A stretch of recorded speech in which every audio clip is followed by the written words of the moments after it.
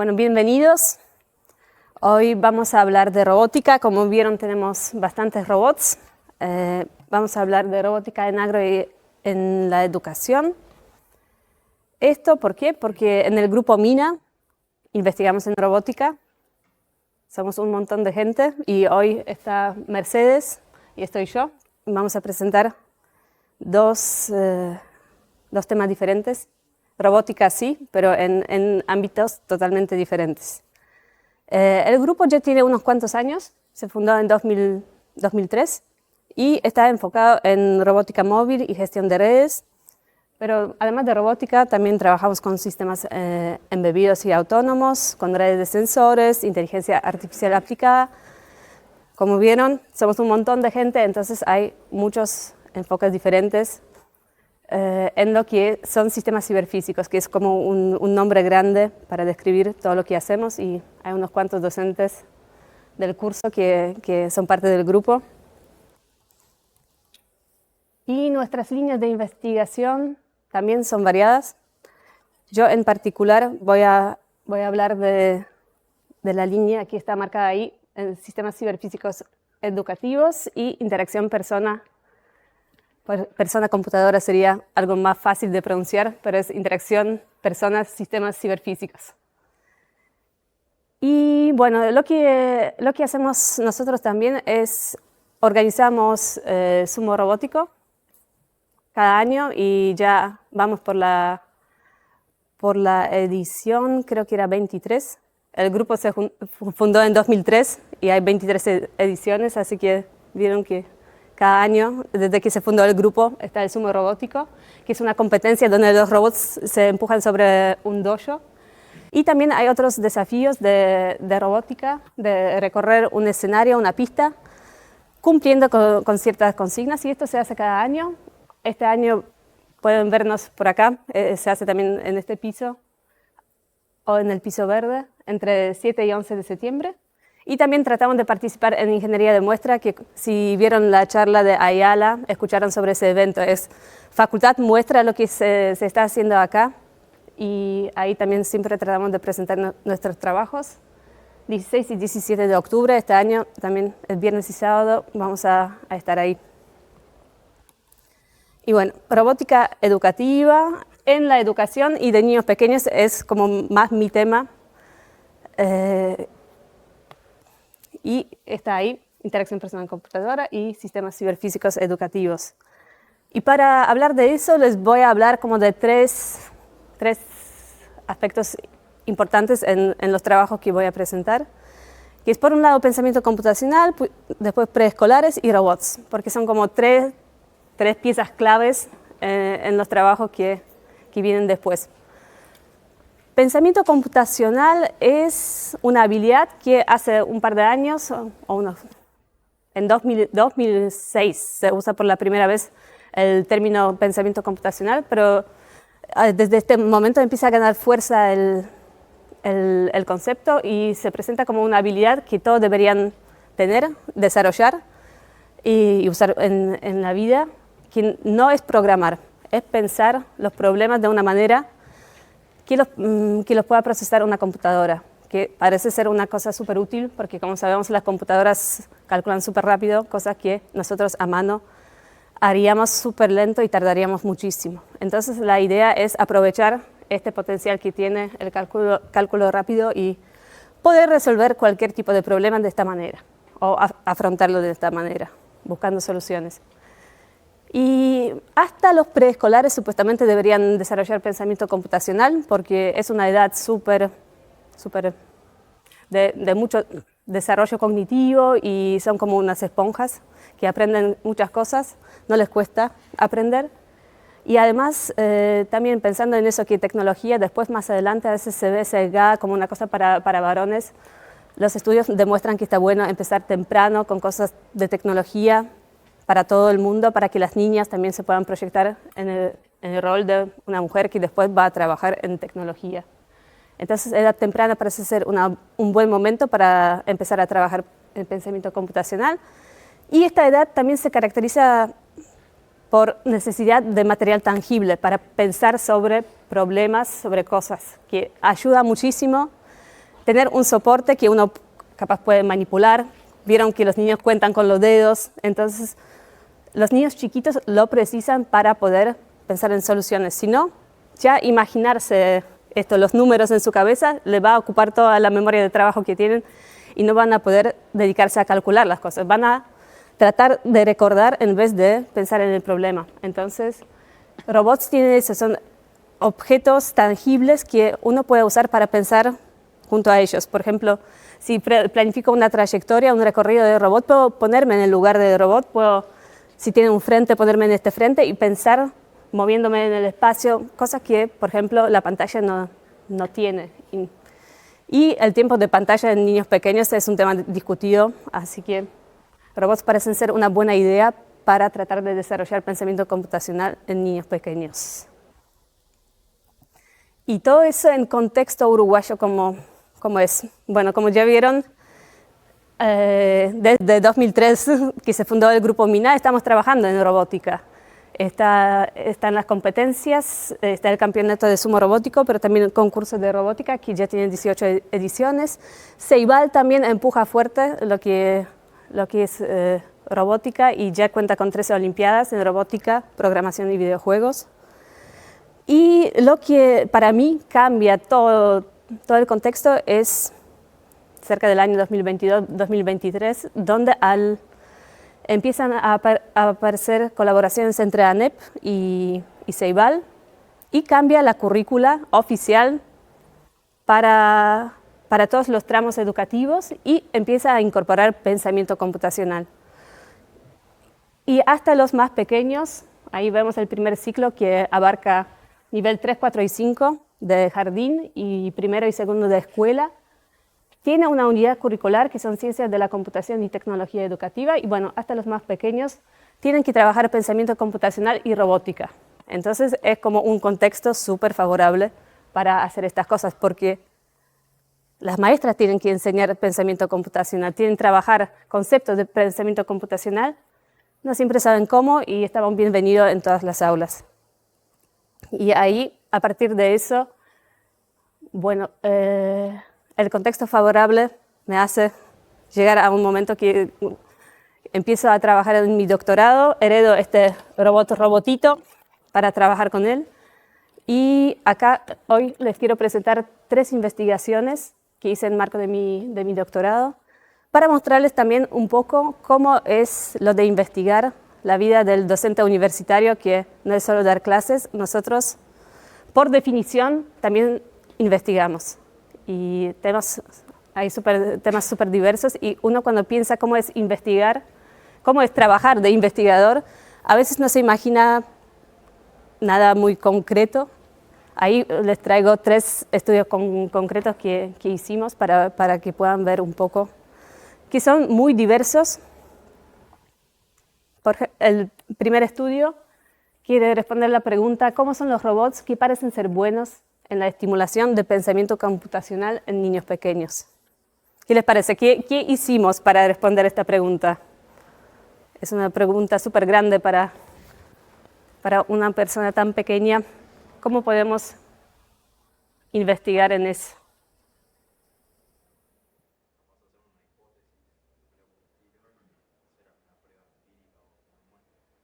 Uno podría trabajar con una hipótesis y hacer una prueba empírica para validarla.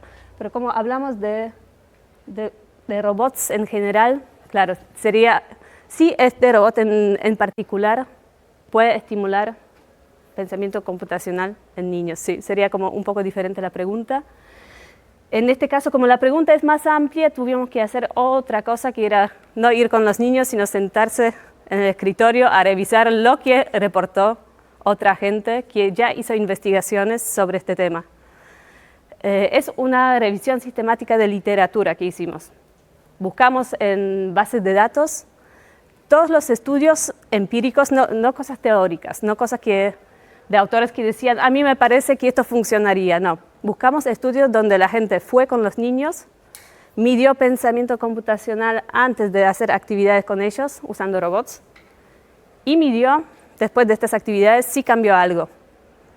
Y parece que en el mundo no había mucha gente que lo hizo, con preescolares, porque también hay bastante literatura para edad escolar, pero preescolares todavía no estaban tan en el foco. Pero bueno, conseguimos eso, conseguimos datos, gente que dice, bueno, medí pensamiento computacional, incrementó después de estas actividades que hice y analizamos estos trabajos, que obviamente estaban buscando cosas que incorporan robots y estudios que eran con niños preescolares y que fueron publicadas en revistas y congresos, que no era una cosa que no fue validada por nadie, sino que pasó por un proceso de revisión riguroso para asegurarnos que son resultados confiables. Entonces, a mí me sorprendió muchísimo que había un montón de robots, bueno, no había un montón, pero la mayoría de los robots para los niños pequeños tienen eso, tienen unos botoncitos, es un ratoncito o una abejita, que tienen botones en la espalda y el niño ingresa una secuencia de comandos apretando los botones y al final aprieta el play y el robot ejecuta las acciones. Esto me pareció súper demandante desde el punto de vista cognitivo porque requiere mucha memoria. Uno no tiene que recordar todo lo que ingresó para después, si se equivocó, poder mejorar el programa. Y para niños pequeños esto no parece ser una cosa muy adecuada, porque además si queremos trabajar sobre un código y no tenerlo a mano, no tenerlo visible, es un problema. Además también los niños pequeños, lo que dice cualquier maestra de preescolares es que aprenden también a través del cuerpo, entonces era muy llamativo que los robots en estos experimentos controlados andaban en la mesa o un espacio reducido y el niño no pasaba por esta experiencia de moverse con el cuerpo, acompañar al robot, sino era como más una cosa del escritorio que para preescolares no parece ser más adecuada. Había muchas interfaces que no se exploraron porque bueno, los productos comerciales que se usan normalmente tenían esta forma, capaz eran unos botoncitos con un control remoto. No había mucha variedad, nadie probó interfaces capaz con voz o con gestos, o viendo que eran todas más o menos basadas en botones, parecía como que faltaba exploración en este campo. Y era también llamativo que normalmente las consignas que debería hacer un robot es moverse en una grilla, recorrer un espacio y llegar a un punto, como en un mapa. Y esto, para niños pequeños que no manejan todavía bien derecha e izquierda, también es un poco extraño, porque cuando trabajan en equipo y tienen que ponerse de acuerdo de cómo resolver las cosas, no poder nombrar las direcciones es un obstáculo. Que uno, si piensa eso, queremos trabajar secuenciación porque es parte del pensamiento computacional, capaz podría pensar en otras modalidades, programar otras actuaciones de robot. Por ejemplo, armar una canción que también es como una secuencia de cosas ya definidas, de notas, o hacer un baile de luces con cierto patrón, que podría ser más accesible para niños que hacer un recorrido en espacio, en un mapa. Y bueno, lo que también era llamativo que no había robots de código abierto y de bajo costo que aparecían en la revisión. Así que oportunidades. Si ustedes quieren dedicarse a la carrera académica, ahí hay muchas cosas a explorar, que como vimos, todo lo que había poca cosa y era todo medio parecido, así que oportunidad. Este era el primer estudio que les quería mostrar, que bueno, investigar es a veces sentarse en un escritorio y leer un montón de literatura para siempre al principio conocer el campo en el cual uno se va a desempeñar. Después, otra pregunta que nos hicimos es ¿qué piensan los niños sobre robots? Es un estudio un poco extraño porque la verdad nosotros queríamos evaluar varios robots con niños, pero a mi supervisor del doctorado se le ocurrió preguntar antes de las actividades que íbamos a hacer, preguntar a los niños cómo se imaginan los robots, hacerlos dibujar robots y después comparar, después de una serie de actividades, cómo fueron los dibujos. Así que ahora los invito a ser preescolares por un momento y responderme estas preguntas. Los robots, para ustedes, ¿cómo son? ¿Son parecidos a los humanos o son más parecidos a las máquinas? Los que piensan que son humanos, les pido mano arriba. ¿Son parecidos a los humanos? ¿Son parecidos a las máquinas?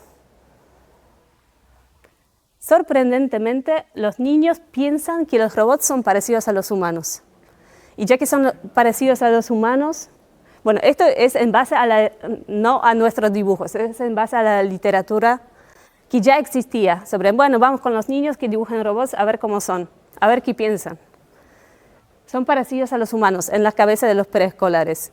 Y ya que son parecidos a los humanos, ¿les parece que tienen género o no tienen género? Ya que son una cosa... ¿Ustedes preescolares qué piensan? ¿Los robots tienen género? ¿Sí? Sí. No tienen género. ¿Quién piensa que no tiene? A mí también me sorprendió que dijeron que sí, tienen un género. Cuando los dibujan, cuando hablan sobre los robots, tienen un género. Y ya que tienen un género, ¿es género femenino o masculino? Masculino, o femenino. Femenino, nadie cree. Entonces, lo que se imaginan los niños son robots parecidos a los humanos, masculinos, y ¿les parece que son robots pacíficos o violentos? ¿Pacíficos? ¿Alguien piensa que nosotros niños pensamos que son pacíficos o violentos? Está empatado. Los niños los dibujan como seres violentos y fuera de control, que no hay nadie que los controle, que tienen como son autónomos, toman decisiones por ellos mismos. Y nosotros sabemos que los robots no son así, porque ustedes pensaban otra cosa, no pensaban que son humanos, pensaban que son máquinas y no pensaban que son violentos, que es lo que piensan los niños. Nosotros, después de una sesión de dibujos al principio que confirmó estos estereotipos, hicimos actividades, 15 sesiones con 5 robots diferentes, con 30 niños de educación inicial, y con cada robot enseñamos un poco cómo se programa el robot, hicimos actividades guiadas, como típicas de un entorno de preescolar, tareas fáciles, también de recorrida, bueno, dependiendo del robot lo que permitía hacer. Y después de estas sesiones les pedimos que dibujen de vuelta. Trabajamos con estos robots. Hay un robot que es parecido a un caracol, que anda arriba como de un puzzle, entonces va censando lo que tiene abajo y según si es un giro, gira y después uno sigue construyendo el camino para este robot. Hay un robot que parece como con una cápsula naranja ahí arriba. Este lo usamos con un control remoto que también permite teleoperarlo o ingresar una secuencia de comandos y mandar estos comandos al robot para que ejecute el recorrido. Está el Osobot, que es el más chiquito que tenemos, que anda arriba de líneas negras y detecta código de color y responde, cuando detecta un código que conoce, responde con actuación, que pueden ser o luz, o sonido, o bueno, movimiento. Normalmente movimiento, siempre que acompañado con los colores del patrón detectado. Está Robotito, que el Robotito trabaja con tarjetas de colores, que detecta en el piso, entonces permite hacer lo que yo decía, qué aburrido que uno programa en la mesa. Con Robotito uno puede recorrer espacios más grandes porque detecta un color, se mueve según el color detectado y bueno, con cada color cambia de dirección. Hay 4 colores predefinidos y uno más para como el final del recorrido donde gira y prende luz. Trabajamos con Robotito y trabajamos con el robot ratón, que ya les mostré que tenía los botoncitos en la espalda, que cada uno se programa de manera diferente. Entonces era interesante comparar si hay manera, qué se puede observar con cada tipo de programación, cada interfaz diferente. Pero no, en este estudio no lo hicimos, sino, bueno, comparamos los dibujos. Y vimos que después de estas 15 sesiones con robots diferentes, lo que pensaban los niños cambió un poco.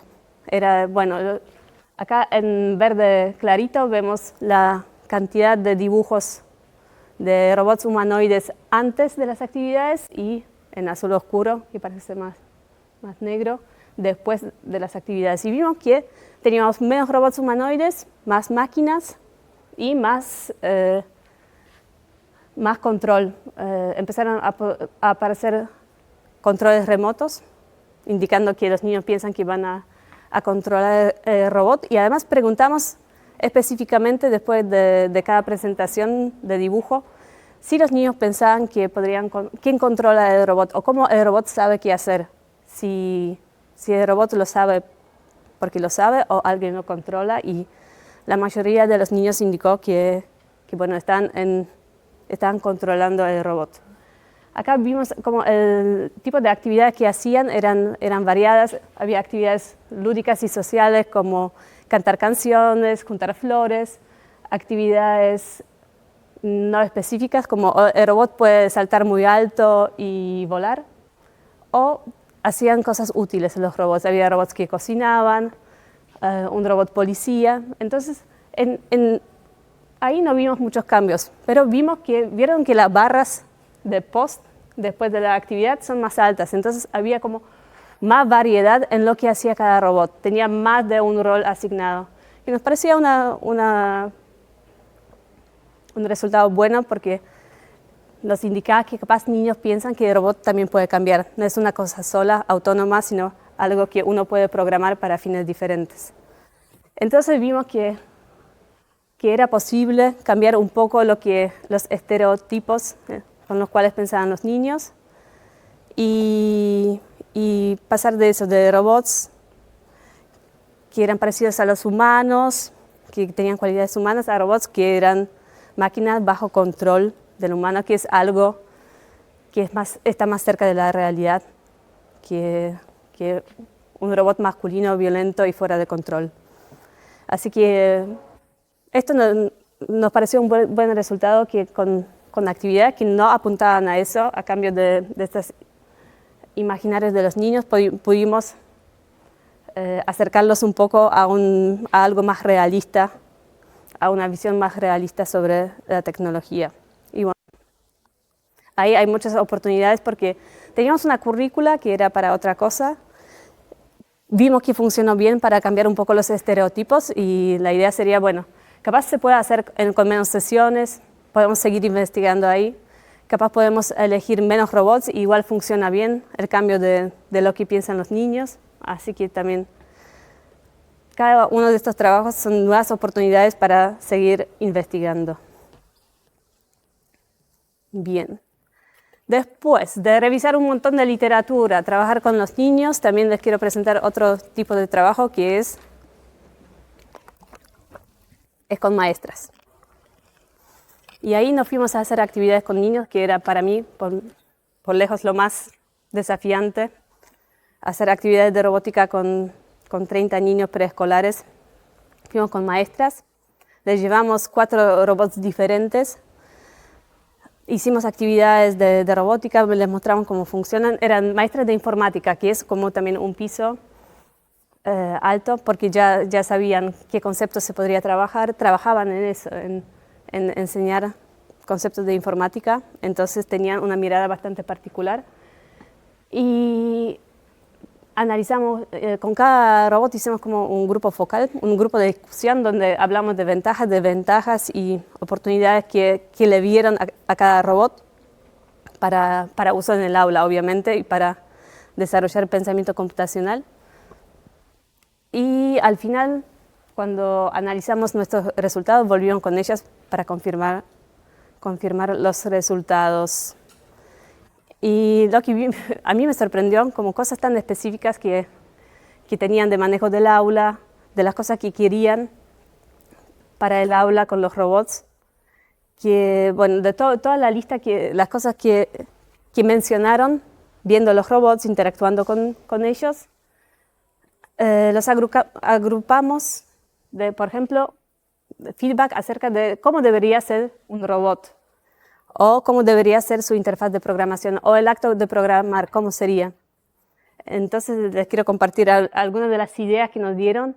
Obviamente el robot tiene que tener retroalimentación multimodal. Esto quiere decir que comunique lo que está haciendo o lo que sensó a través de luz, sonido y movimiento, como para si andas distraído y no lo viste, capaz lo escuchaste o viste que se movió para otro lado, que esto ayuda para que un grupo de niños pueda interactuar con un robot. Después, tiene que sostenerse fácil con una mano. Era también para mí una cosa extraña, que como un ejemplo de un robot así, era el robot Caracol, que tiene una forma que acompaña como la forma de la mano, que lo puedes levantar fácil, y el chiquito, porque también es fácil de levantar. Y decían, bueno, los robots se van a caer, en el aula de preescolares se van a caer. Entonces es menos probable que se caiga si lo puedes agarrar con una sola mano y no pesa mucho, porque viendo, por ejemplo, el robotito que, bueno, en estas sesiones no lo evaluamos, pero después lo evaluamos con ellas, precisa 2 manos. Siendo preescolar, precisa 2 manos para levantarlo, entonces es más fácil que una mano falle y que el robot deslice y se caiga. Después, obviamente, carga batería fácil de cargar, que había muchas quejas con este robot que tiene pilas puestas acá que tienes que desatornillar la tapita con 2 tornillos grandes para poder cambiar las pilas. Nada adecuado para el aula, y que bueno, las pilas deberían durar bastante, que los movimientos deberían ser obviamente precisos, no debería ser cualquier cosa y predecibles, pero también de pasos cortos, porque una de las maestras prefería trabajar en la mesa con niños sentados para evitar el caos, y decía que no podía trabajar el conteo hasta números más altos si los pasos eran grandes, porque con 2 pasos, si son de medio metro, ya se te cae de la mesa. Entonces querían eso, robots con pasos cortos y obviamente reparación y mantenimiento de bajo costo. Lo que tenía que ver con programación de robot, obviamente diseño atractivo e innovador, estaban muy contentas con este robot pequeño que cuando encuentra un código que dice tornado, empieza a girar y a hacer cosas locas que les gustan mucho a los niños, y que decían eso, bueno, no es que no queremos que haga cualquier cosa, pero esto puede ser también un enganche para que el niño que no está atento vuelva a la actividad y a través de ese enganche siga aprendiendo cosas que queremos transmitirle.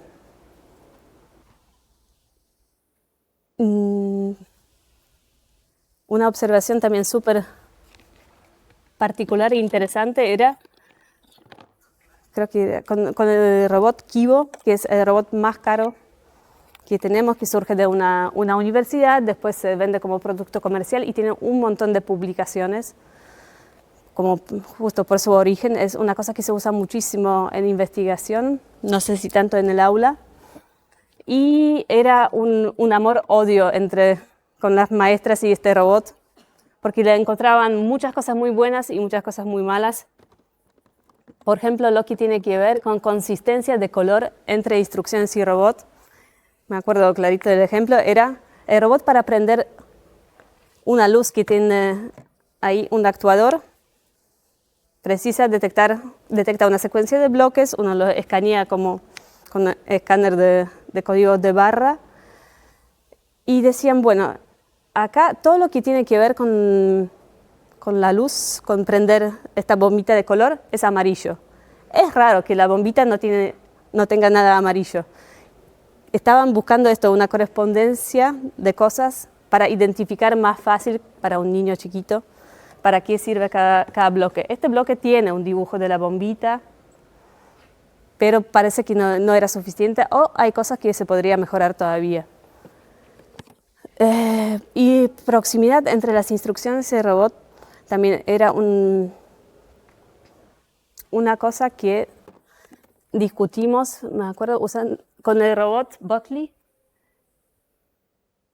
que lo que tiene ese programa también con botoncitos, pero en un control remoto.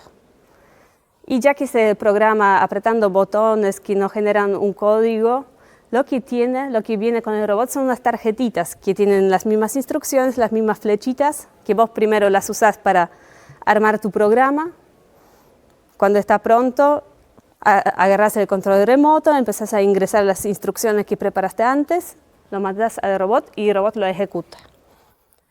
Y era muy difícil para las maestras el iterar sobre el código porque estaban muy separados. El código que estaba en el robot, pero la parte visible del código estaba ahí arriba de la mesa y a veces se desordenaba.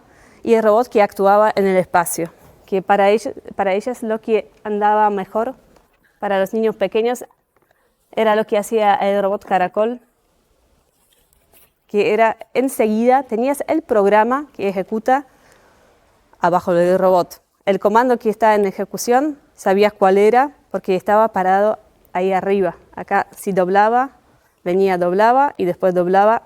Uno sabía, si uno quería que siguiera, sabía dónde estaba el error, porque veía por dónde andaba el robot y qué hacía. Estaban muy cerca las instrucciones y el robot, y esto les parecía muy bueno. El tema de diversidad de instrucciones, obviamente querían trabajar muchos conceptos muy diversos, aunque al final uno termina haciendo recorridos, pero el robot que tenía condicionales donde podías preguntar si hay mucha luz, ejecuta estas acciones, le gustaba más, porque querían tener esta opción de no quedarse después de unas cuantas clases de explicar cómo funciona el robot, que los niños ya saben cómo manejarlo, decir, bueno, se terminó porque no podemos trabajar nada más. Querían cosas variadas y una carga de programas súper fácil e intuitiva, que el contraejemplo de fácil e intuitivo era este robot que tenía la ventaja, tenía una diversidad de instrucciones que no tenía otro. Podías trabajar con bucles, repetir instrucciones, podías trabajar con condicionales, podías moverte para todos lados, podías prender luces, podías detectar sonido, podías grabar sonido para después reproducirlo, tenía un montón de cosas. Pero cuando vos tenías tu programa preparado, tenías que escanearlo con este escáner, como de supermercado, cada código de barra, y era muy tedioso. Porque lo que le pasaba a las maestras, no a los niños, que a los niños ni tocaban el programa, ni lo escaneaban, ni lo ingresaban al robot cuando trabajaron con este robot, era que cuando apuntabas a una instrucción, sin querer, escaneabas dos y nunca sabías si escaneó dos veces una instrucción, la primera y la de al lado, o dos veces la de al lado, porque era muy impreciso. Hay un rayo que sale y uno trata de apuntar y no era fácil. Lo que empezaron a hacer las maestras es separar los bloques, escanear uno, ponerlo de vuelta en la mesa, pero el programa que tenías, que estaba tan lindo, armado desde el principio hasta el final, que era lo que te permitía trabajar sobre este código, queda desarmado. Entonces, porque uno cuando escaneaba, después tenía el programa de vuelta, todo desordenado, y era un problema. Con la interfaz de programación, hablaban de las tarjetas, que se les pelaban las puntas, cosas bien de maestra, que trabaja con niños en el aula y el material está sufriendo daños o usos inapropiados. Que el tipo de material que se usa, la durabilidad debería ser buena, accesibilidad, si trabajamos también en aulas inclusivas, podría tener algún tipo de braille o algún código táctil que permitiría a los niños que interactúen con el robot y tienen baja visión o niños ciegos también reconocer las piezas que se usa para armar el programa y cantidad de elementos adecuada, porque en este robot, el más caro, el más bueno, más versátil, tenés solo un girar a la derecha. Entonces cuando armas tu programa, puedes girar a la derecha solo una vez. Obviamente puedes escanear el mismo código dos veces, pero ya el programa armado desde el principio hasta el final no queda, porque tienes una piecita sola que permite girar a la derecha, que era el tema de cantidad de elementos que usamos para la programación. Instrucciones intuitivas, código visible y tangible si se puede, este le gustó mucho, y prevención de errores de sintaxis, que era el caso de Robot Caracol, que lo que hace con el programa es, cuando armamos el programa, no hay manera, no debería haber manera de equivocarse, porque si yo pongo una flechita que indica ir derecho, la siguiente instrucción que puede enganchar, el robot sigue, va derecho, está acá. Y yo cuando doble a la izquierda, la siguiente instrucción tiene que venir acá. Entonces previene como errores de sintaxis. Decís, bueno, sí, es demasiado fácil, igual viendo cómo los niños lo usaban en el aula, igual a veces ponían cosas por el estilo, voy derecho, doblo y después otra acción sin encastrar. Así que aunque uno haga las cosas bien, esto no asegura nada en el contexto preescolar.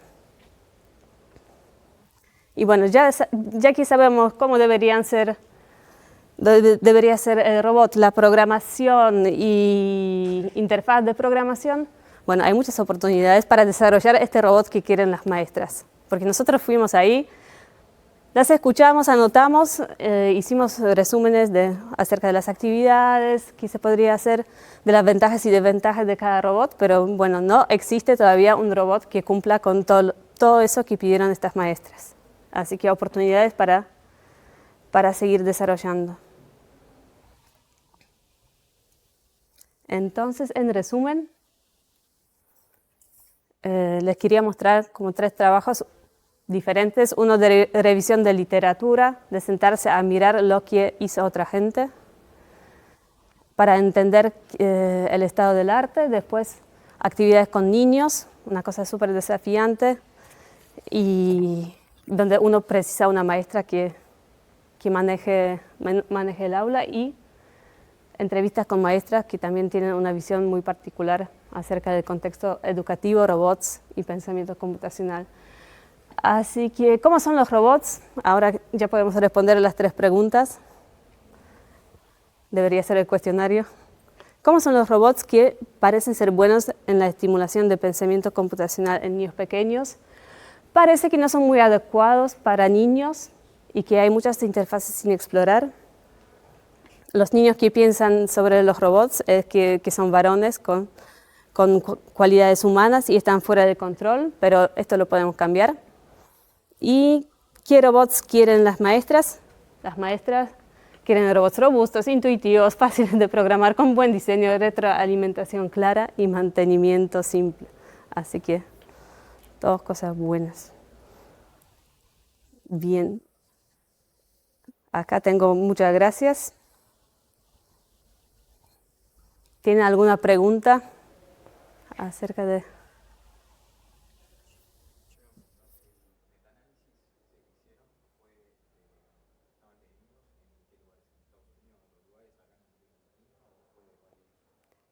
Por suerte, lo que se publica son como bases de datos accesibles y buscamos en todos lados en repositorios indexados. Entonces, de conferencias o revistas, normalmente en inglés.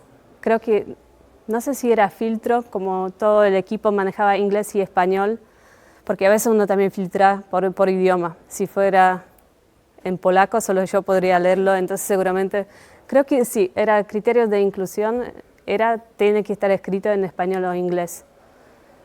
Pero no eran solo experiencias de acá. La verdad, la mayoría que también analizamos de dónde venían los investigadores era de Estados Unidos, justo porque también creo que había mucha investigación sobre este robot que fue creado en una universidad de Estados Unidos.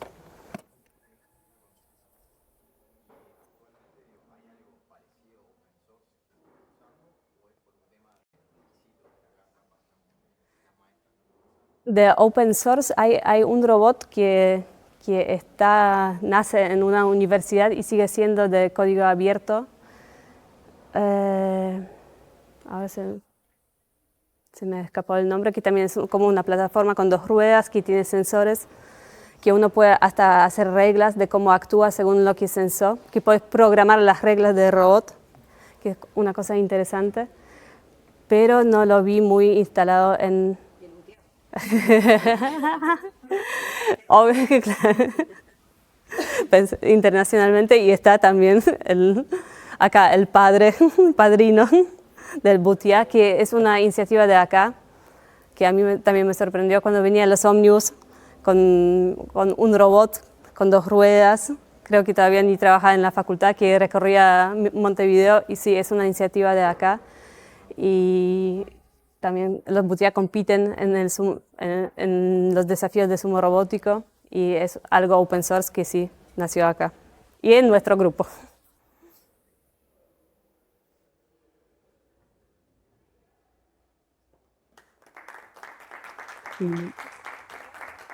Bueno, ahora la idea es contarles un poco las investigaciones que estamos haciendo con el mismo grupo que les presentaba Evelina recién, pero en robótica en el agro. No sé por qué me salen las cosas raras acá. Y bueno, y también es contarles un poco las investigaciones que estamos haciendo y proyectos relacionados, proyectos de fin de carrera relacionados a estas investigaciones, como para que también ustedes vean que si les gustan estas temáticas, cuando estén terminando la carrera van a poder hacer este tipo de cosas. Además de proyectos de grado, también el grupo tiene varios cursos de diferentes niveles para poder introducirse y empezar a trabajar también con los robots. Uno de ellos es taller de robótica educativa, que solo tiene de previa programación 1. Después hay otros más avanzados, como fundamentos de robótica autónoma o robótica basada en comportamientos, competencias robóticas. Hay varios cursos que ustedes pueden acercarse durante la carrera para poder después llegar a hacer como estos proyectos de grado. Bueno, la idea es al principio contarles un poco el contexto, por qué robótica, por qué robótica en Uruguay. Como ustedes ya seguramente saben, el sector del agro en Uruguay es una actividad económica muy importante. Entre el 6 y el 7% del PBI es dado por la actividad agropecuaria, y cuando además de la actividad agropecuaria mezclamos las otras industrias relacionadas a la actividad agropecuaria, llegamos al 14-16% del PBI, y además es un sector que emplea el 13% de la población ocupada en Uruguay. Entonces, bueno, es un sector que para el país es muy importante. Pero en particular van a ver que nosotros trabajamos más que nada con tipos de cultivos como manzanos, perales. Ahora estamos trabajando con viñedos y olivos, que tienen una realidad un poco distinta, porque son, en general, la gran mayoría son productores de pequeña escala y mediana escala. Entonces, el acceso a tecnología como robots o tecnología cara es un poco más difícil para estos sectores. ¿Por qué robótica en el agro? En general, en el mundo, bueno, hay una escasez de mano de obra, son trabajos bastante duros también de hacer, los que se hacen en el agro. Hay una escasez de mano de obra y un aumento de costos asociado también a ello. Hay una necesidad de aumentar la productividad en este mundo que intenta todo el tiempo aumentar la productividad en todo. Entonces hay una necesidad de bajar los costos. Y bueno, y además se está haciendo cada vez más un monitoreo continuo de los cultivos.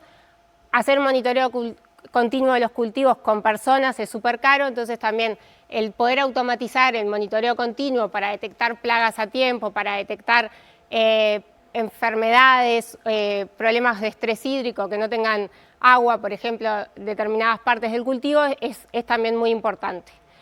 Y además se está haciendo cada vez más intervenciones localizadas para, por ejemplo, no tener que fumigar por arriba de todo el cultivo, sino que poder detectar dónde es que nosotros tenemos que fumigar. Y en particular ahora, en la actualidad, estamos como en unas condiciones particulares donde hay un aumento de robots en el agro a nivel internacional, se están usando cada vez más robots, hay pulverizadores, hay drones que van por arriba tomando datos, calculando índices, hay robots sembradores, se está viendo cada vez más robots. A la vez hay una reducción de costos de estos robots, el mercado, sobre todo el mercado asiático, ha generado robots mucho más económicos y más accesibles, entonces esto también hizo que explotara un poco el poder tener robots en lugares donde nosotros, por ejemplo, nosotros acá en facultad no podíamos, ahora podemos tener robots como este perro. Y bueno, y hay también avances significativos en IA que hace también posibles soluciones que capaz que antes era más difícil de conseguir. Y después, ¿por qué robótica en el agro, en Uruguay en particular? Bueno, como les decía, está siendo cada vez más utilizado a nivel internacional y es súper importante lograr tener soberanía del conocimiento. Eso no quiere decir que tengamos que hacer todo de cero de nuevo, pero tenemos que ser capaces de poder agarrar una solución, entenderla, modificarla, adaptarla a nuestra realidad local. En particular en el agro pasan cosas como las malezas no son iguales en todo el mundo, las malezas propias de este país, si nosotros no nos encargamos de nosotros de generar soluciones, somos un país chico que las empresas grandes internacionales capaz que no se van a enfocar en generar datos para nosotros y poder actuar sobre nuestras malezas. También pasan cosas como las hormigas, son una plaga enorme en Uruguay y tienen unas características distintas en el tipo de hormigueros que hacen, entonces las soluciones que se están usando en otros países llevadas a Uruguay son más difíciles de aplicar porque directamente los nidos esos que hacen las hormigas en otros países que son como unas montañitas, en el sur del país acá no las hacen, entonces es mucho más desafiante poder lograr detectarlas. Entonces, bueno, ¿por qué robótica en Uruguay? Por estas cosas. Y ahora la idea es contarles algunos conceptos antes de contarles sobre las investigaciones para más o menos empezar como todos en la misma página. Un robot lo que hace es, tiene que censar información del entorno, tomar decisiones, procesar esa información, tomar una decisión según la tarea que quiera hacer y actuar sobre el entorno. Eso es como una definición básica de lo que es un robot. Entonces, una forma de adquirir información del entorno que da muchos datos y que es muy rica son el uso de cámaras. El uso de cámaras nos permite adquirir un montón de información. El tema es cómo, una vez que tenemos esa información, la vamos a procesar para tener información útil para el robot, ¿no? Nosotros vemos acá, por ejemplo, ahí tenemos, no sé si se llega a ver las imágenes, pero hay un robot navegando en hileras de manzanas. Entonces, yo no quiero ahí adquirir toda la información, por ejemplo, puede no importarme el cielo o que hay que hay una red cubriendo los árboles, ¿no? Pero si quiero contar las manzanas, voy a tener que ser capaz de detectar las manzanas, de poder contarlas, de poder traquearlas. También puedo ser de interés no caerme dentro de un charco, ¿no? Como ahí se ve. Entonces, bueno, depende de la tarea que yo tenga para el robot, es la información que quiero sacar y bueno, y cómo la interpreto es todo un desafío también. Entonces, teniendo esto en cuenta, ¿qué tenemos que hacer para entender la escena, para actuar? Una de las cosas que hacemos cuando tenemos cámaras es reconocer objetos de interés relevantes para la tarea dada, ¿no? Como les decía, no es todos los objetos, sino, bueno, según mi tarea, ¿qué objetos voy a tener que identificar? Voy a tener que identificar la fruta que quiero recolectar o contar, personas que están caminando, si quiero un robot que vaya recorriendo la calle, o herramientas si voy a tener un robot trabajando en algún lado. Después también otra cosa de interés es que puedo hacer uso de las cámaras, es un mapeo semántico, no solo tengo un mapa que representa acá, por ejemplo, bueno, tengo las sillas ahí y espacios ahí para transitar, sino que tengo que lograr entender algunas propiedades del entorno que me sean útiles. Por ejemplo, saber que una puerta es una puerta para saber que, aunque la puerta esté cerrada, yo voy a poder cruzarla, o que un charco es un charco, un barro es un barro, para que no nos pase como nos pasó con Pipe. Pipe es el perro robot, le pusimos Pipe, que ahí lo llevamos al campo y se cayó porque no vio un obstáculo, pero pasó por arriba del barro. Otra cosa que es útil de las cámaras, en particular estas cámaras que están acá, que son cámaras estéreo, son dos cámaras, entonces no solo tenemos información en RGB, en color de la imagen, sino que además tenemos profundidad. La profundidad nos sirve para varias cosas, por ejemplo, para darnos cuenta que nos vamos a chocar contra un objeto, que un árbol es un árbol, entonces que un tronco en realidad es algo que tiene superficie, no es una sombra, entonces la voy a tener que esquivar. Después también otra cosa muy útil es saber qué acciones son posibles. ¿Está corriendo? Sí. qué acciones son posibles para cada objeto o cómo agarrar, perdón, por ejemplo, ahí ven una puerta y bueno, saber que una puerta yo la puedo empujar o puedo cinchar para abrirla, que una taza la puedo agarrar del asa de la taza para poder tomar esa taza. Y ahí tienen un ejemplo de Guille, que es su docente, trabaja con un brazo haciendo cosas, varias, y en este ejemplo una de las cosas que hace es, bueno, ponga objetos diferentes, variados, que el robot no sabe qué son, y tiene que poder agarrarlo, no importa dónde lo ponga, tiene que ser capaz de entender cómo agarrar ese objeto. Ese tipo de cosas se pueden hacer con muchas cosas más, pero además con una cámara. Con una cámara sola no alcanza, está todo el procesamiento también. Vieron que ahí va agarrando diferentes objetos y se los va cambiando de lugar y va pudiendo resolver la tarea. Y bueno, y también otra cosa súper como de moda capaz ahora, pero que hay, son los modelos de visión-lenguaje, que ahora nosotros le podemos hacer tareas tan difíciles como decirle a un robot, agarrar lápiz que está sobre el cuaderno y ponerlo en el portalápices, y los modelos tienen que ser capaces de entender cuáles son de esa frase, cuáles son los objetos, cuáles son las relaciones entre esos objetos, qué quiere decir arriba, abajo, adentro, y cuál es la acción, ¿no? Entonces, nosotros ahora le podemos además a los robots decir texto y darle la imagen, y el robot puede saber cómo hacer eso.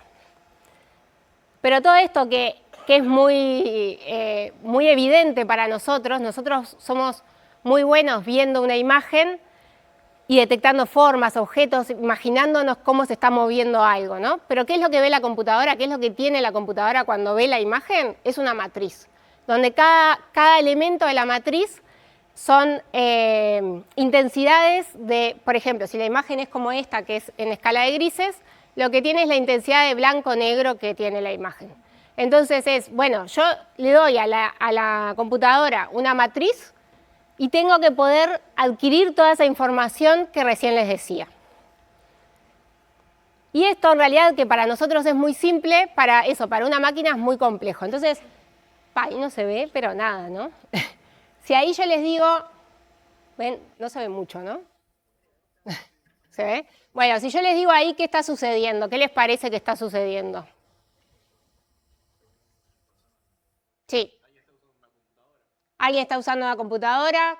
¿Qué más? Sí. Ahí va, se ponen los auriculares. Ahí va, vieron que nosotros, solo con ver esta mancha, que en mi compu se ve un poco mejor, pero solo con ver esta mancha logramos inferir un montón de cosas. Pero en realidad no estamos viendo eso, ¿no? Lo estamos infiriendo. Tanto es así que en realidad no era eso lo que estaba sucediendo. No es una computadora, la persona no tiene unos auriculares, tiene unas latas de refresco, está hablando por un zapato en vez de por un teléfono. Entonces, en realidad vieron que nosotros vemos, pero en realidad inferimos un montón de cosas según nuestros conocimientos previos. También en ejemplos como en esto, nosotros somos, si yo les digo cuál pelota está apoyada en el piso,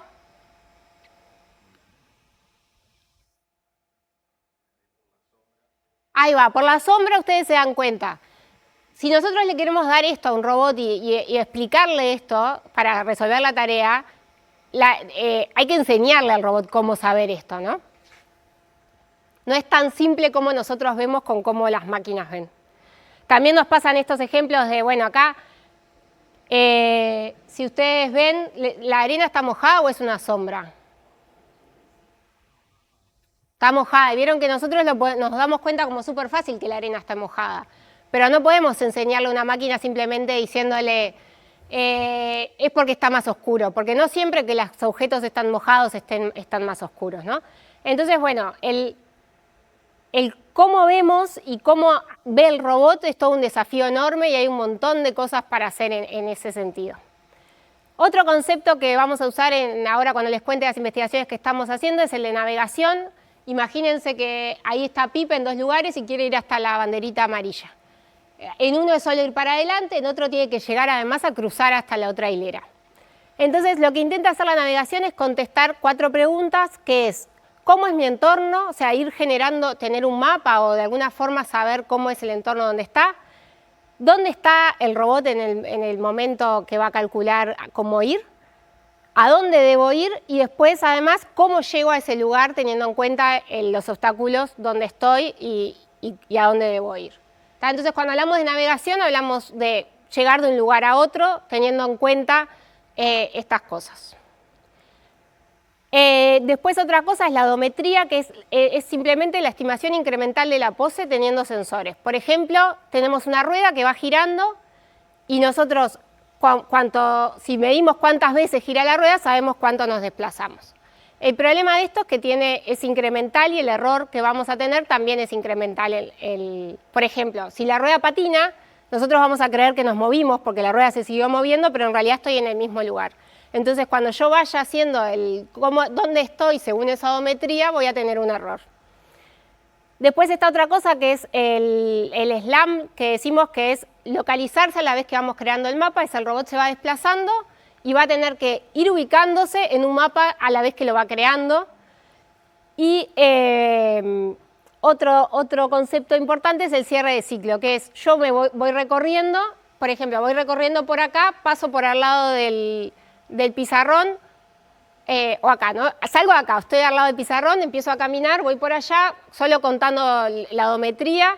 Cuando vuelvo acá, en realidad pienso que estoy allá, porque en realidad la odometría tiene un error acumulativo.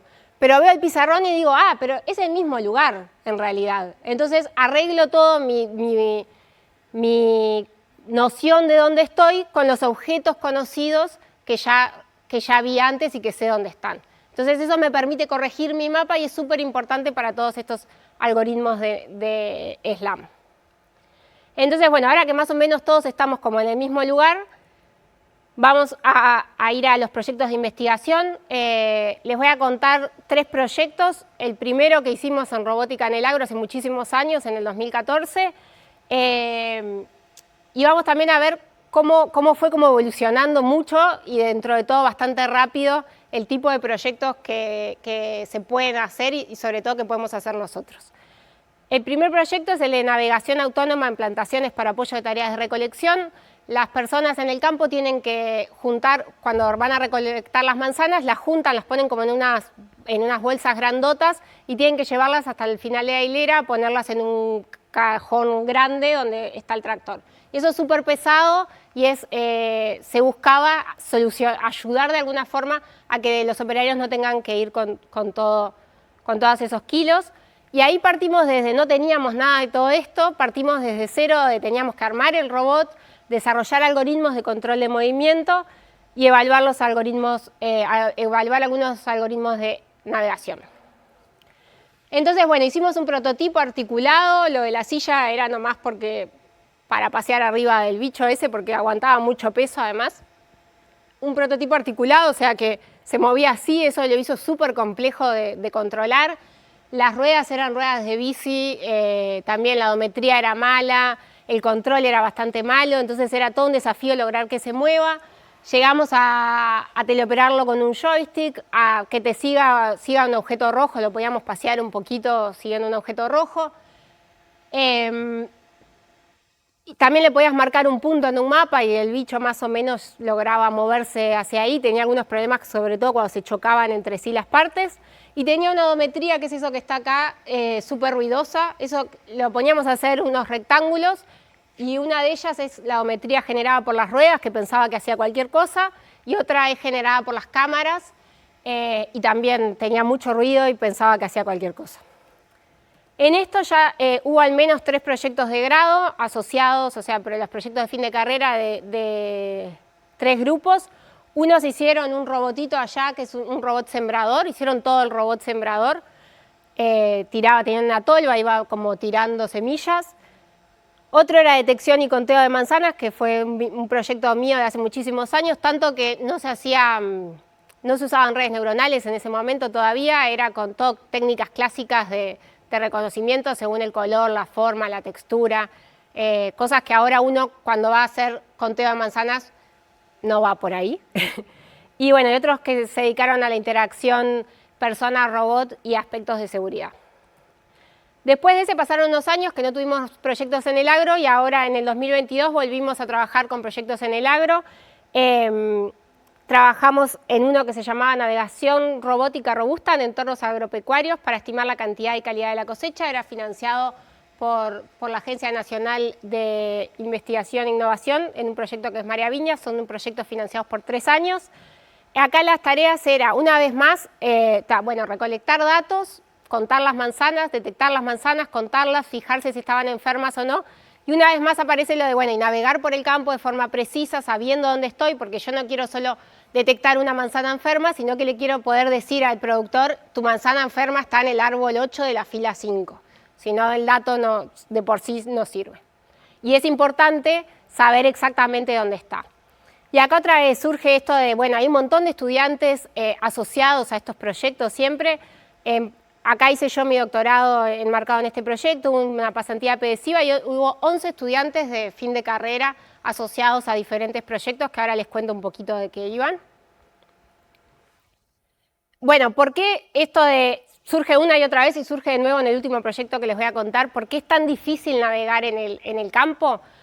Porque hay grandes problemas de cambios de iluminación, hay nubes, hay sol de frente que genera bastante problema con las cámaras, hay mucho viento que también mueve puntos característicos que podemos llegar a utilizar, son ambientes muy extensos, con estructuras muy repetidas. Si yo a ustedes los pongo en un lugar, en una ciudad que no conocen, los pongo en una esquina y después los pongo, sin que ustedes miren, los pongo en otra esquina y les digo, dense cuenta si están en el mismo lugar o no, estoy segura que todos, aunque no sepan dónde están, saben si lo que están viendo es lo mismo o no. Si hacemos ese mismo ejercicio en hileras distintas de árboles, es imposible darte cuenta si la hilera donde estás, no imposible, pero es muy difícil darte cuenta si la hilera donde estás y lo que estás viendo es esa misma hilera u otra. Es muy difícil. Entonces, para los robots también es muy difícil darse cuenta. A la vez también cambia mucho con el tiempo. Hace 2 semanas fuimos al campo a tomar datos, los árboles estaban todos rojos, explotados de hojas, todas rojas. Ahora vamos en 2 semanas y ya no hay hojas, ¿no? Entonces cambia mucho y además también pasa que los podan, hasta lo sacan, a veces cortan algún árbol porque está enfermo o algo y ni siquiera está ese árbol que vos veías.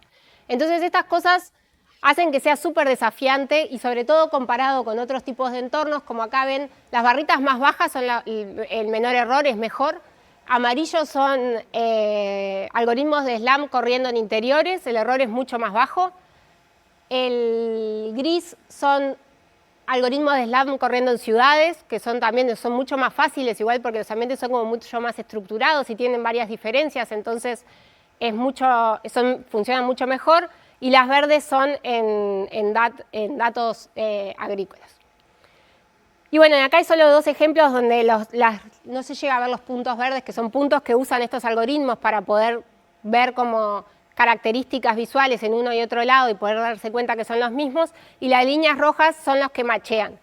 Ven que ahí, estos son los de abajo, son secuencias de un auto andando, nomás que le corrí un algoritmo para ver qué pasaba.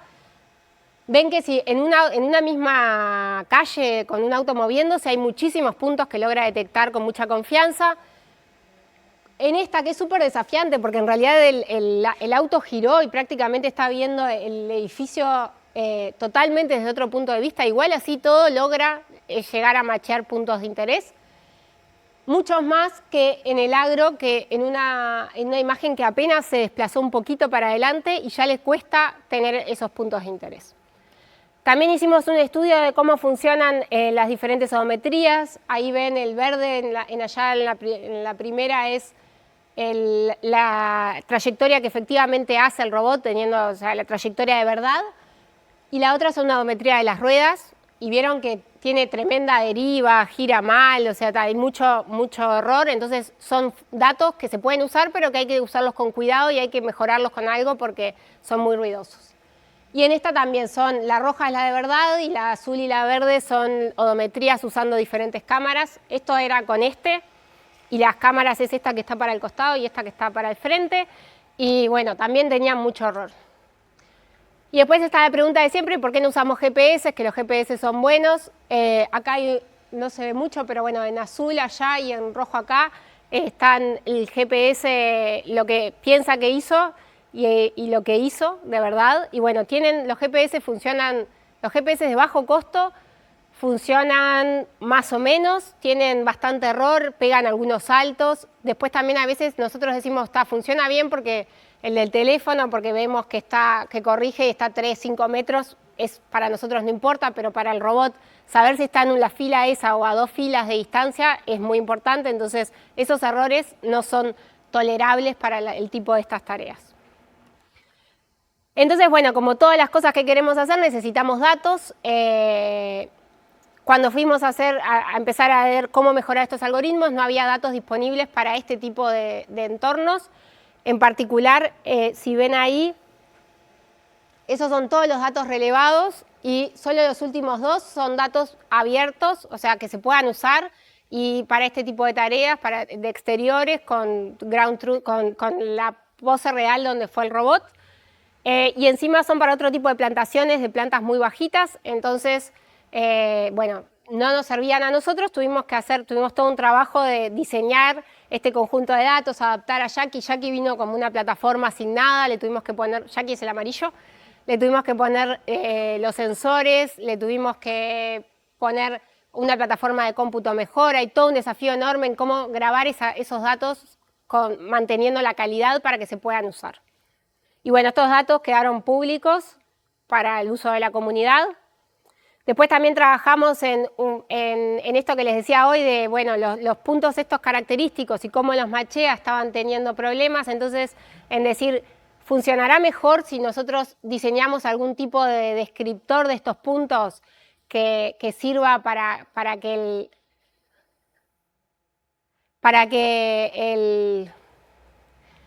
perdón,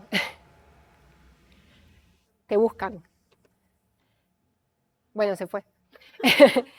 ¿Funcionarán mejor estos puntos? Estos son puntos característicos que nosotros lo que hacemos es como generarle una firma para después poder macharlo, ¿no?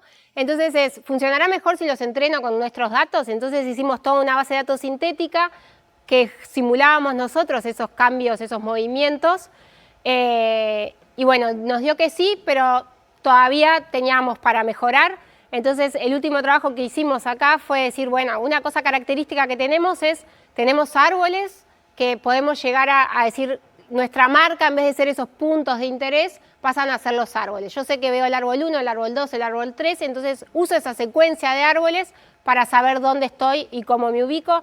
Los árboles en un mismo cultivo están todos a la misma distancia y separados entre sí lo mismo. Entonces, bueno, ayudándonos con esa estructura de grilla, diseñamos una forma de ubicarnos usando eso.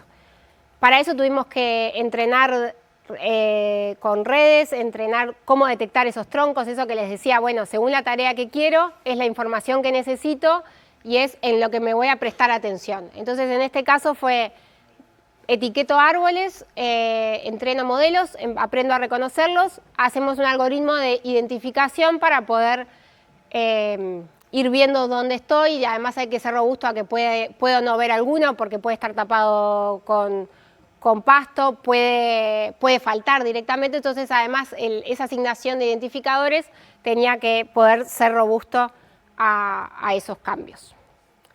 Y bueno, y acá también hubo asociado un montón de proyectos de fin de carrera diferentes. Uno, por ejemplo, hicieron todo un entorno simulado para poder probar estas cosas.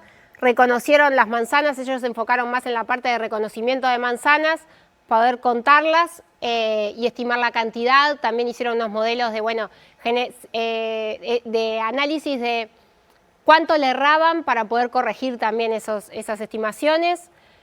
Después hubo otro trabajo que también trabajó en eso, pero en la parte de, es muy difícil contar las manzanas porque yo las veo, primero que hay muchas oclusiones, ¿no?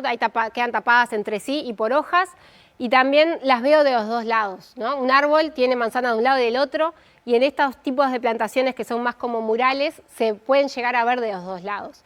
Entonces hay todo un desafío de cómo hago para no contarlas dos veces, y hubo un proyecto de grado que trabajó en estimar un plano y contar de un lado y del otro, y otro que estudió más la parte de las enfermedades de las manzanas. Esto es nomás como para que se queden con una idea de qué tipos de cosas pueden resolver cuando terminan la carrera. También hubo otro proyecto que contaba las flores. Las flores son súper importantes para poder estimar la cantidad de manzanas que van a nacer después.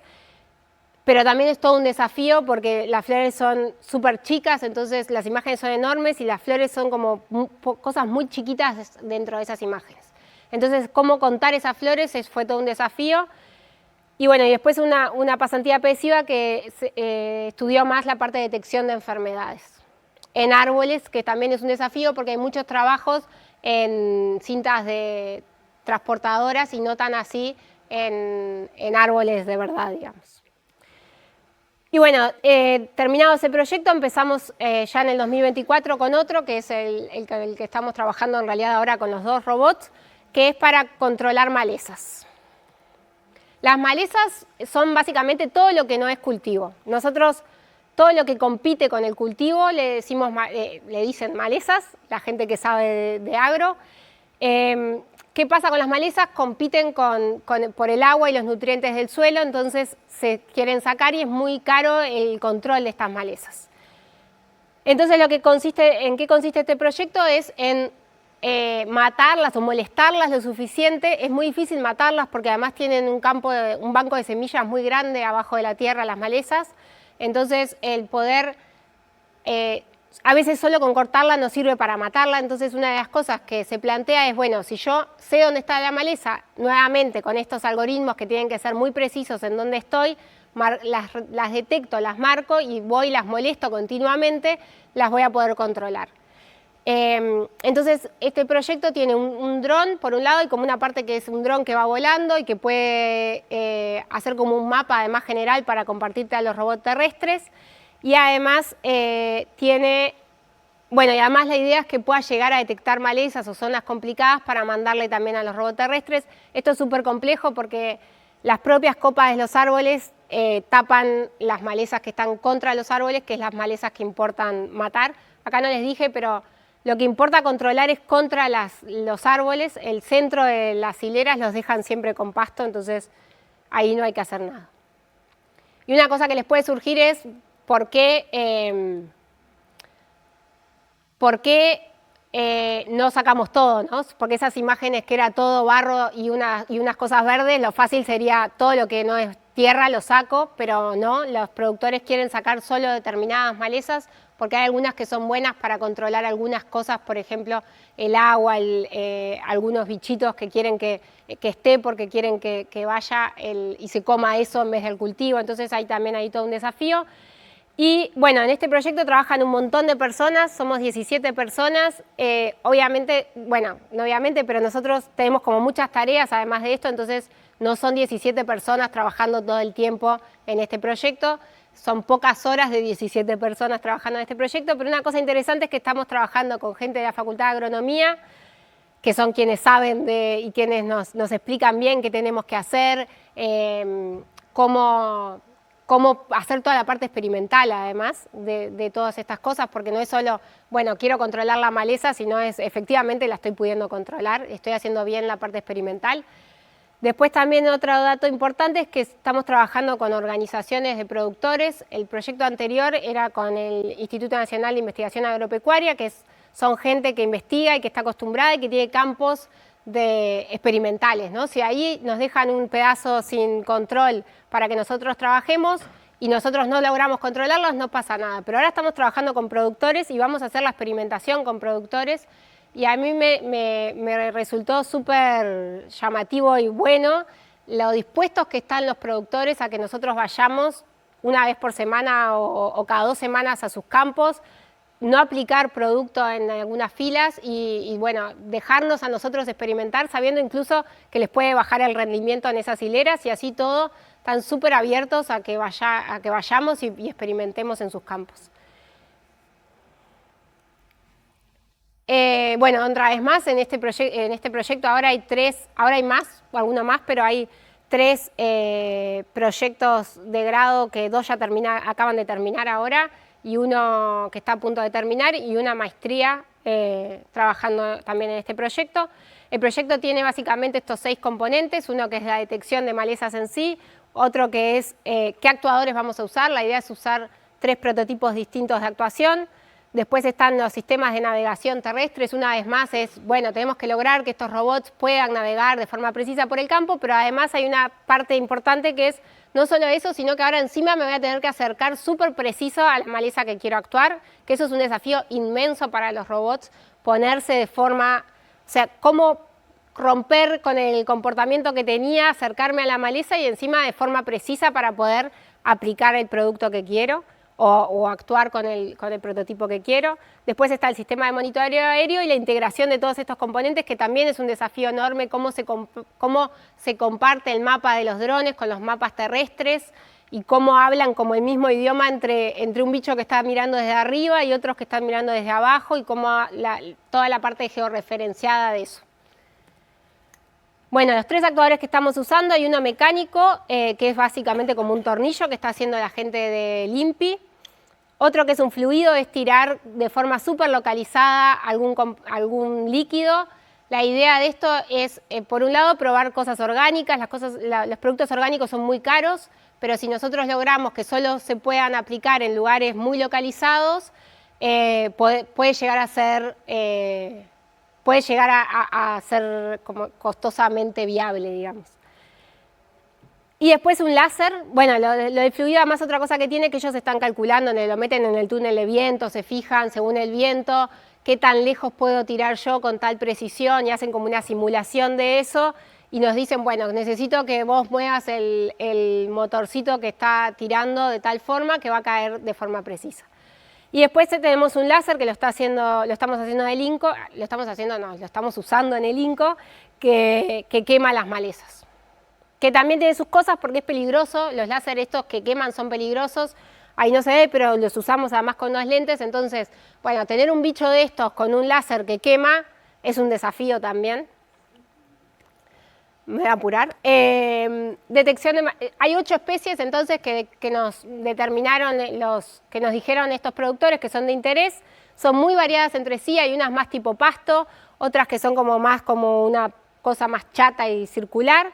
Y además cambian mucho dependiendo de su ciclo de vida. Ahí las que están separadas por líneas amarillas son todas la misma especie. Y vieron que prácticamente son plantas distintas según el ciclo de vida. Esto hace que en realidad tengamos que necesitar muchísimos datos para poder entrenar todos estos algoritmos. Entonces, bueno, lo mismo, fuimos a ver qué datos había públicos, había muy pocos datos y encima no de nuestras malezas, hay de otras malezas.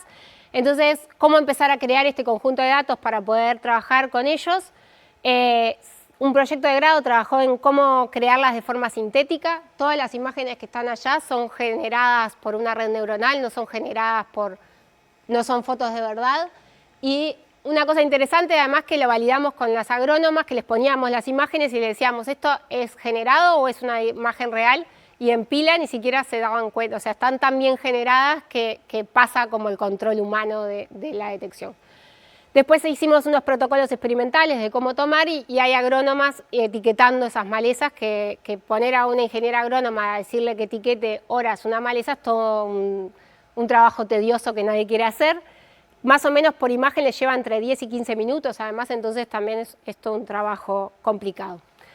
Una vez que tenemos detectadas las malezas, hay que poder detectar, que tenemos los modelos estos, con los modelos no, los datos, tenemos que entrenar los modelos para poder detectarlas de forma automática.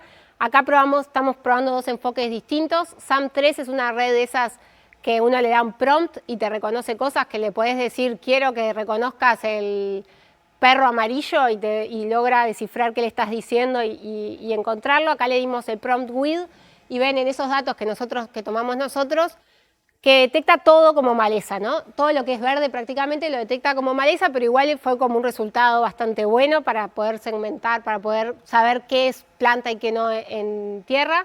Y después de este lado está el entrenamiento que estamos haciendo con las etiquetas que tenemos, con las 8 especies esas que tenemos. Pero bueno, una vez que nosotros además tenemos segmentada esa maleza, también tenemos que saber dónde está el punto de ataque, ¿no? No es lo mismo, si yo tengo una que es una especie de enredadera y le maté la hoja que está allá, si no toco donde nace esa planta no sirve para nada. Entonces estaba todo el desafío de dónde está el punto de ataque dónde tengo que actuar yo con mis actuadores para poder efectivamente matarlas. Y esto en un momento también fue como un desafío importante. Lo que estamos haciendo ahora es segmentarlas y ahí no se ve bien, pero bueno, con diferentes técnicas clásicas de visión estamos en estas que son más tipo como una cosa circular, estamos logrando detectar bastante bien, no se ve, pero hay como unos puntitos en las diferentes técnicas de dónde está encontrando el centro, el punto de ataque, para poder trabajar sobre todo con el actuador del láser y con el actuador del tornillo que necesita ir bien al centro. Por otro lado teníamos la parte de navegación terrestre y aérea, estamos trabajando con estos dos robots, con otro más grande, con ese blanco que está ahí en el medio, que es más grande, entonces los prototipos estos como el láser y el tornillo están montados además en un eje XY, así que se mueve así, y además para arriba y para abajo, entonces, y hace mucha fuerza cuando entra el tornillo sobre todo, entonces en estos dos robots se caería, entonces, bueno, esos dos van a ir ahí, y el de fluido sí puede ir en cualquiera de estos dos. Y además, bueno, tenemos el dron ese y con cámaras multiespectrales y con cámaras de profundidad. Todos los algoritmos de navegación terrestre que estamos haciendo los estamos probando en tres escenarios distintos. Uno simulado, que es el generado, el que estábamos usando hasta ahora fue el generado por el proyecto de grado que les conté del proyecto anterior. Ahora tenemos uno un poco más realista en cuanto a la superficie con más movimiento. También tenemos pruebas con conos, es súper difícil la prueba con los robots, ¿no? Uno tiene que ir al campo, es caro, lleva mucho tiempo, entonces todo lo que podamos probar acá antes de hacer la salida de campo optimiza muchísimo el tiempo, entonces se prueba primero en simulación, después con los conos, pero así todo, la realidad es otra, cuando vamos al campo pasan cosas distintas. Pero bueno, ahí tienen a Pipe corriendo alrededor de los conos con un comportamiento reactivo nomás que sigue las hileras de árboles, que eso lo estamos usando para tomar fotos sin imágenes de estas malezas y empezar a tener más datos sin necesidad de estarlo teleoperando, y ahora que todavía no están funcionando del todo bien los algoritmos de navegación. Y lo otro es ejemplos de cómo está mapeando y sí puede ir a puntos característicos. Y bueno, asociado a eso tenemos también estos proyectos de grado, el que les decía de generación de instancias y reducción de la carga de etiquetado, que está muy bueno y fue muy útil para el proyecto. Después ahora está terminando el de navegación semántica, que es eso que les decía, es re importante darnos cuenta, los algoritmos estos de navegación, si ven un objeto tridimensional, lo aplastan y lo ponen como obstáculo y no nos los vamos a chocar. Pero cosas como pozos, como charcos de agua o barro, hay que entender qué es eso para poder evitarlo. Entonces este proyecto está trabajando en detectar este tipo de cosas y ponerles como diferentes pesos para poder evitarlo. Y después está la identificación de malezas mediante imágenes multiespectrales, que este también terminó, que es poder identificar con el dron dónde están las malezas usando estas cámaras multiespectrales. Y bueno, ya terminando, a dónde queremos ir está el monitoreo y control de hormigas con robots. Ahora Anita, que también es su docente, empezó su maestría en eso, en poder detectar dónde están esos hormigueros que son tan difíciles y es una realidad tan importante para los productores de acá. Y también hay monitoreo y control de cotorras. Ya hubo varios proyectos también de fin de carrera que trabajaron en esto con diferentes técnicas de detección de caminos, y algunos intentaron reconocer las hormigas y traquearlas hasta encontrar el hormiguero, otros trabajaron también con imágenes térmicas, y después también hubo proyectos de detección de cotorras usando el sonido y usando también imágenes. Bueno, eso es todo. No sé si tienen... Hablé muy rápido, ¿no? Y ahí les dejo un QR con la página del proyecto por si les interesa saber algo más y de la página del grupo. No sé si tienen alguna duda.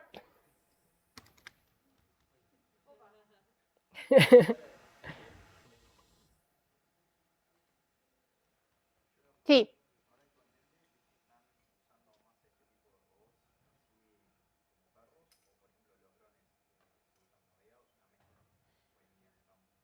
Las dos cosas. Lo que tiene la ventaja del perro es que es muy fácil de mover por esos terrenos más irregulares. Aquel tiene mucha fuerza, pero es muy petizo, entonces se tranca hasta en manzanas. Los drones son buenos porque pueden recorrer rápido el campo, pero también tienen sus problemas en la detección de estas cosas tan chicas, además, sobre todo. Y además, estos robots, la idea es que lleven los actuadores arriba y el dron serviría como para poder encontrarlas nomás. ¿Alguna duda más? Bueno, muchas gracias. Ah, sí. ¿Por qué, por ejemplo, en robots como este perro se utilizan patas en vez de, por ejemplo, como en los tanques, orugas? Bueno, son diferentes tipos. Este lo que tiene de bueno es que, por ejemplo, puede pasar por arriba de las mangueras. En estas hileras hay alambres y mangueras abajo. Y entonces este le puede pasar por arriba, por ejemplo, a esos alambres y cosas. Pero las orugas son súper válidas también. El problema que tienen las orugas en el campo es que cuando giran rompen mucho el piso. Entonces, una de las cosas que siempre nos dicen los productores es no destruyas las partes de tránsito. Entonces ese es uno de los grandes problemas de las orugas, que sí son muy buenas igual para terrenos complicados. Hay otra variante híbrida que es este perro con ruedas.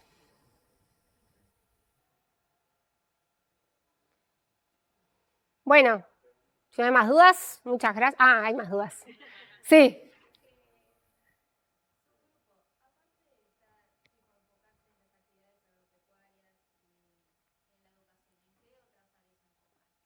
Bueno, estamos en la parte de redes de gestión de redes, en la parte de optimizar. Bueno, hay gente que puede acá explicar mucho mejor que yo la parte de redes, pero la parte de hacer que tu señal sea buena, aunque haya muchísima gente. Está también la parte toda de gestión de sensores y cómo se comunican los sensores en un lugar.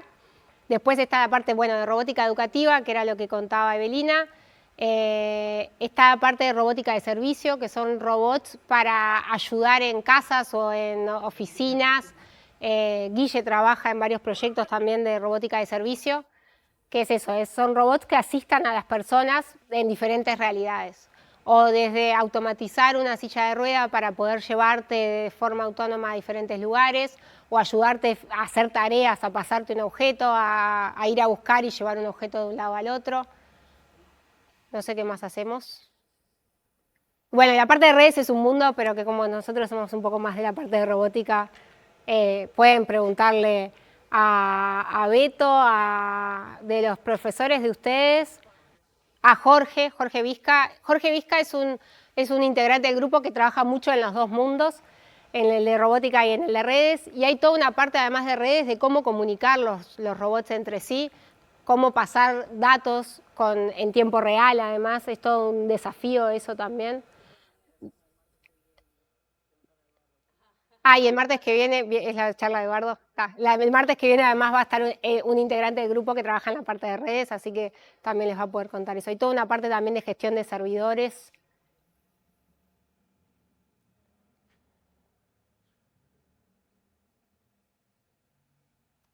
No digo más porque cada vez que digo que no hay más preguntas.